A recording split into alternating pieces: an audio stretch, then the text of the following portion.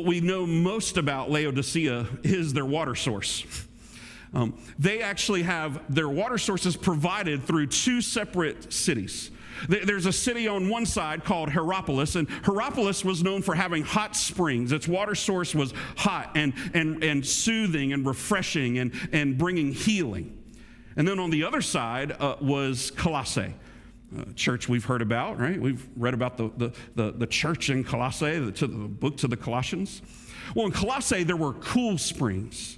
And this was meant for refreshment. These were incredible, calm, soothing forms of water that would be brought to them.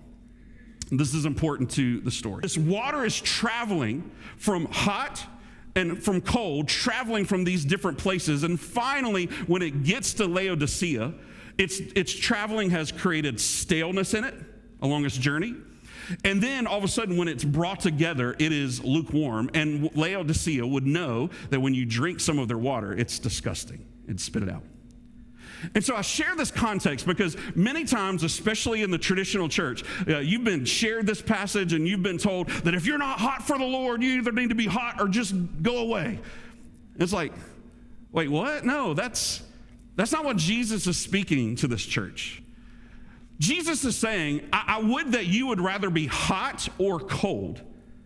And because you're neither of those, I'm going to spit you out. This is the idea that, and there are many of us that are in both of these places right now today. There are this idea that the hotness is fervor and fire and just continue, like there's just this vigor, right? The idea of fire.